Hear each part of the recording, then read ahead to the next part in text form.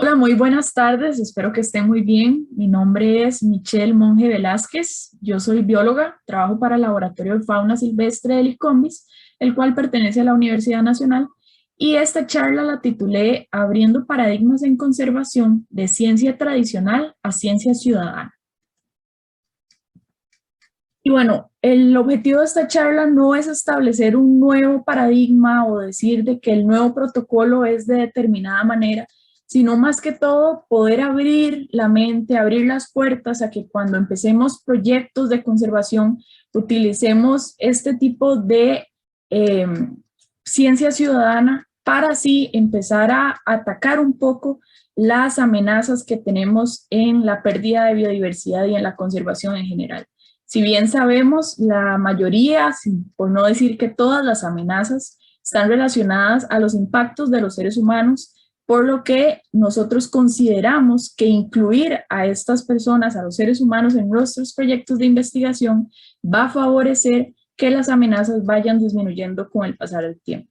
Entonces, vamos a hablar un poco sobre qué es ciencia ciudadana, por qué es un modelo deseable y también vamos a repasar puntualmente algunos casos de éxito. Bueno, ¿qué es ciencia ciudadana? Este término se ha venido utilizando por muchísimos años, pero es bueno repasarlo, ya que ha ido mutando un poco a través del tiempo. Se ha escuchado como ciencia ciudadana, como ciencia participativa, y esto de ciencia participativa ha empezado a surgir ya que el término ciudadano se empezó a asociar con estatus migratorio y para evitar que haya confusión y sea un poco más directo, hemos empezado a utilizar más el término ciencia participativa. Y justo como lo dice la palabra, ciencia participativa busca que los proyectos que nosotros proponemos involucren al público, sea el público general que tiene muy poco expertise o al público naturalista que tiene un interés un poco más avanzado, a personas que han aprendido por ellas mismas, para que los proyectos sean tanto acompañamiento científico con personas de mucha experiencia, como personas que tienen ganas de iniciar algún proyecto relacionado a ambiente, y no solo ambiente, porque inclusive hay diferentes disciplinas que adoptan a la ciencia participativa o ciencia ciudadana, como el campo de la medicina o el campo de la astronomía. Dentro de la ciencia participativa tenemos varios estratos. Algunos de esos estratos son, por ejemplo, cuando nosotros como investigadores llegamos a una comunidad y hacemos preguntas como: ¿ustedes han observado alguna tendencia que les interese? ¿Tienen alguna especie que les llame la atención? Empezar a preguntar si ellos han observado algún proyecto o les gustaría iniciar un proyecto, pero no lo han hecho por falta de capacitación. Ese es uno de los proyectos ideales dentro de la ciencia participativa, ya que nosotros como investigadores aseguramos que la colecta de datos se dé por un mayor plazo de tiempo, se dé a largo plazo, y también que haya mucho interés por parte de la comunidad en conocer los resultados, y así también ellos se apropian de su sitio donde viven. También la ciencia participativa puede ir en un estrato más dirigido a recolectar datos. Entonces los investigadores tienen algún tema de afinidad y ellos necesitan apoyo por parte de las comunidades para colectar esos datos. Entonces llegan y brindan cierta capacitación para que así los objetivos de los proyectos se puedan cumplir. También hay otro tipo de estratos a los que se llegan dentro de la ciencia participativa, como involucrar a la población en el análisis de datos, pero estos, y también en la divulgación, pero estos son un poco más difíciles de observar, ya que se necesita capacitación más alta, más tiempo, más recursos, por lo que generalmente los proyectos de ciencia participativa van orientados a preguntas de investigación y recolección de datos. Ahora, hay cierto grupo, hay cierto sector de la academia que tiene cierto recelo hacia la ciencia participativa, ya que si bien es cierto, se ha invertido mucho tiempo por parte de profesionales en biología para tener un expertise, para tener una capacitación, y se ha llegado a comparar que tal vez, dependiendo de las metodologías que se empleen, no es lo mismo que una persona con tantos años de experiencia colecte ciertos datos, mientras que Otro tipo de proyectos utilizan personas que tienen capacitaciones más básicas en esa colecta. Y por eso hay como una percepción de que la calidad de datos por parte de proyectos de ciencia ciudadana no es muy alta. Pero gracias a este tipo de preguntas que se han hecho con el tiempo, muchas personas de la parte estadística han empezado a realizar investigación sobre cómo podemos hacer que esos datasets que han sido colectados por personas que no tienen ese nivel de expertise puedan tener correcciones o podamos solucionar algunos sesgos que se dan en estos datos, errores, para así poder alcanzar los objetivos de nuestro proyecto. Entonces, como podemos ver acá en estos ejemplos, las aproximaciones estadísticas han venido en aumento y no solo aproximaciones para arreglar el dataset, sino también algunas consideraciones que se deben tomar para que los proyectos de ciencia ciudadana tengan el menor sesgo posible o el menor número de errores posible.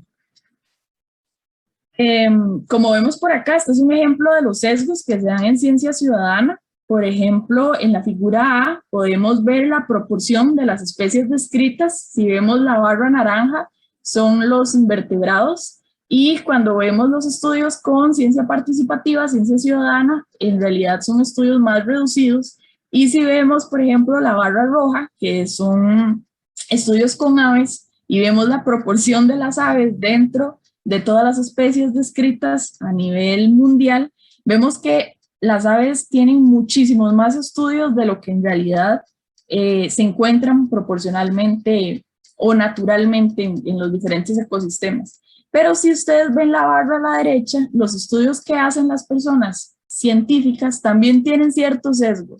Entonces, en realidad, estos sesgos los podemos ir corrigiendo con el tiempo y no hay mayor problema a la hora de analizar los datos. Ahora, ¿por qué es que la ciencia ciudadana es un modelo deseable? Bueno, tenemos dos tipos de aproximación. Uno, desde la investigación, otro desde la extensión. La ciencia tradicional o los proyectos de investigación tradicionales generalmente han determinado que quieren trabajar en cierto tema, colectan los datos, los analizan y luego se publican en diferentes revistas científicas y muchas veces esa información no llega a las personas que viven en esa comunidad. Si llega, puede ser en un proceso de extensión que se da posteriormente, pero se da a manera de algún taller o algún documental, algún video, fotografías, y no se da esa interacción que sí pasa cuando nosotros involucramos directamente a las personas dentro de los proyectos de ciencia ciudadana. Entonces, cuando nosotros le damos este enfoque de ciencia ciudadana a nuestros proyectos, hacemos investigación al mismo tiempo que extensión. Y esto genera que la gente que trabaja en nuestro sitio tenga una mayor comprensión y apreciación de la ciencia.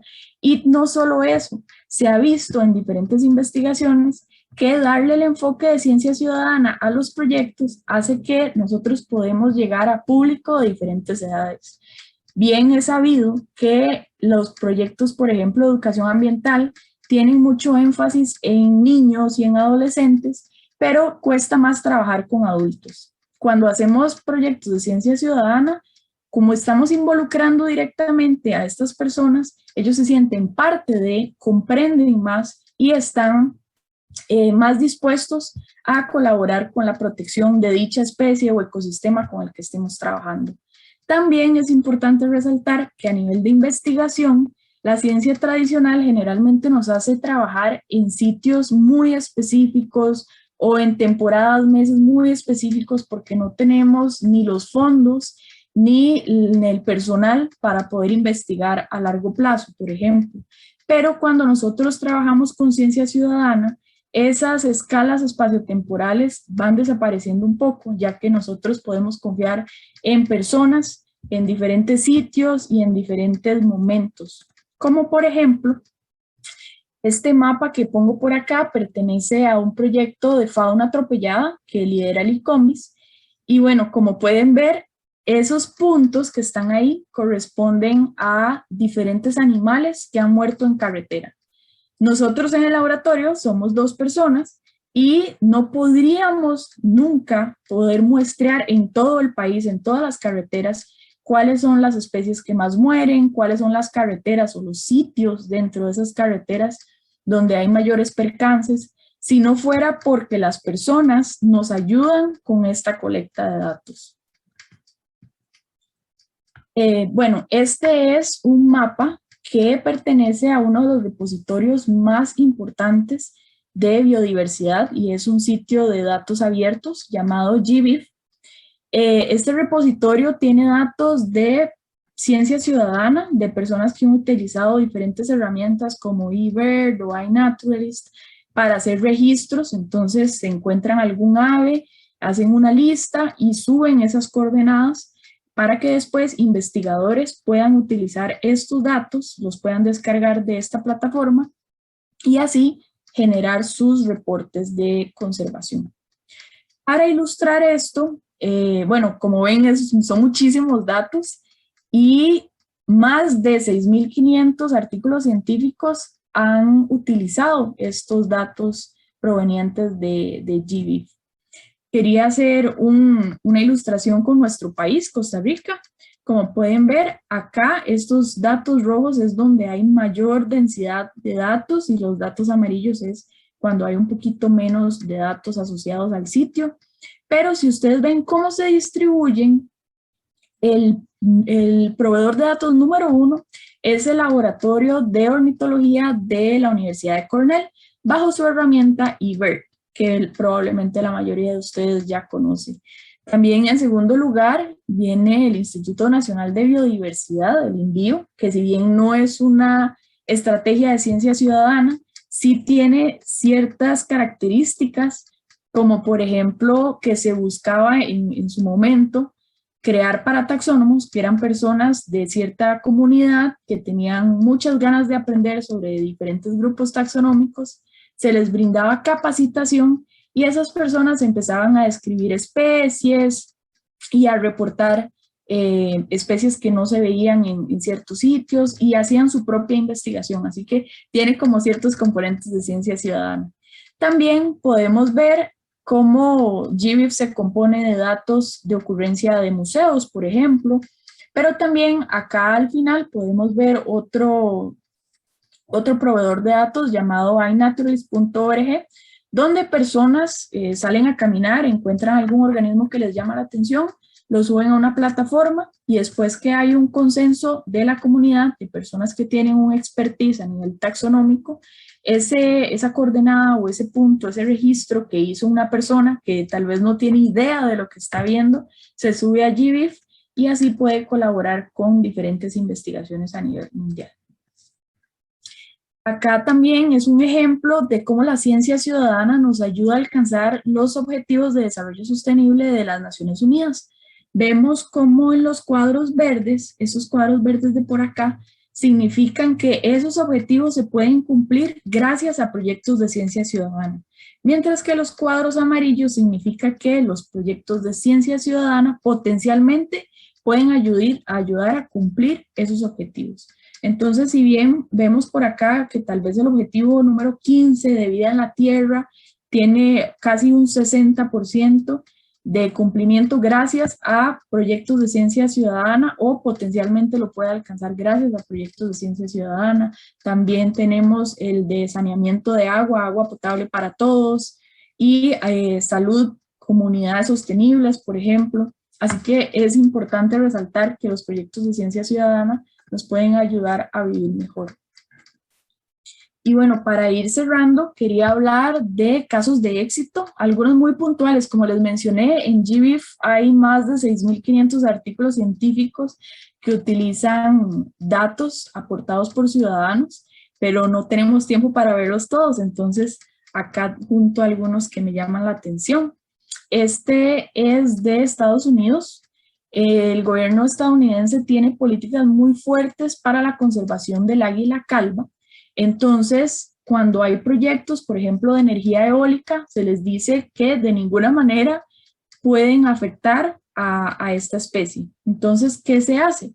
Mediante datos generados por ciudadanos, en este caso de la plataforma eBird, se hacen modelos para determinar cuáles zonas son las que tienen menor probabilidad de percance y así estos datos de ciencia ciudadana se ven reflejados en políticas públicas.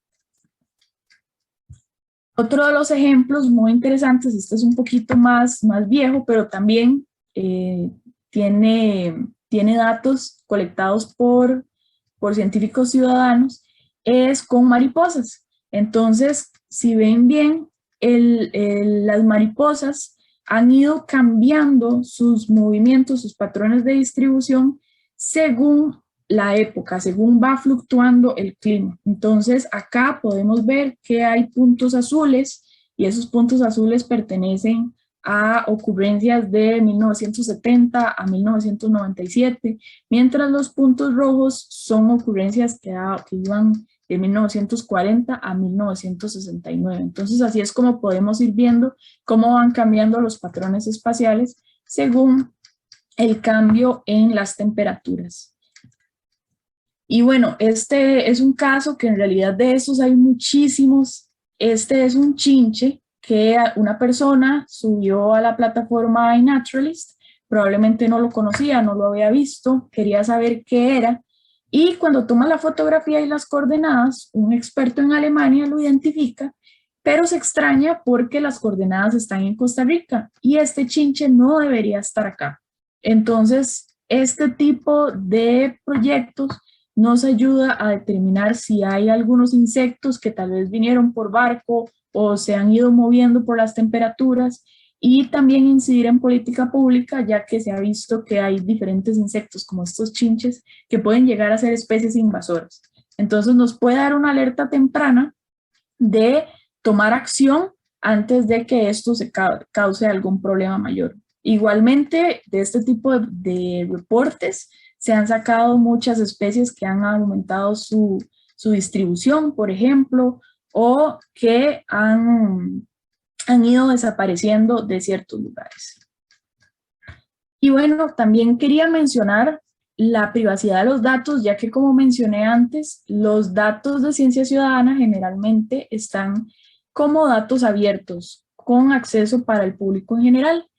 Lo que se hace en muchas de las herramientas o muchos de los proyectos de ciencia ciudadana es que las especies que tienen algún grado de amenaza no muestran sus coordenadas explícitas, sino como vemos acá en este cuadrante azul, bueno, una persona reporta un jaguar que está casi amenazado reportado para la UICN, y en vez de mostrar cuál es el sitio específico de ese jaguar, lo que se hace es que ese jaguar se puede encontrar en este cuadrante, para así proteger algunas especies de cacería o de tráfico ilícito de especies.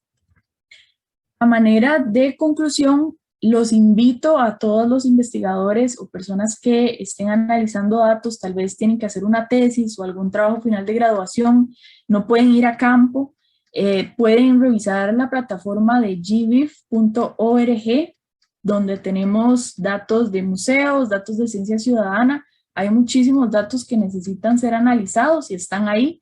Así que esa es una buena opción para que ustedes puedan desarrollar estos proyectos si no tienen financiamiento, por ejemplo. Y para los que sí tienen financiamiento y quieren empezar su propio proyecto, les recomiendo utilizar algún abordaje de ciencia ciudadana, ya que así pueden aumentar el esfuerzo de muestreo, pueden tener una capacidad de trabajo con fondos reducidos.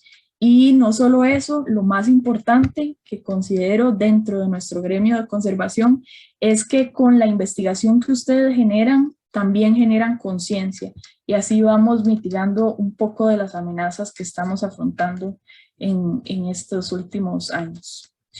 Con todos estos proyectos de ciencia ciudadana vamos promoviendo la conservación en nuestros diferentes pueblos, en nuestras diferentes comunidades. Así que eso era lo que tenía para hoy. Este es mi contacto, en caso que alguien quiera conversar más sobre ciencia ciudadana, mi correo electrónico es mimon@una.cr, también pueden llamar al laboratorio de fauna o encontrarme en alguna plataforma como iNaturalist con ese usuario. Muchísimas gracias a todos por su atención.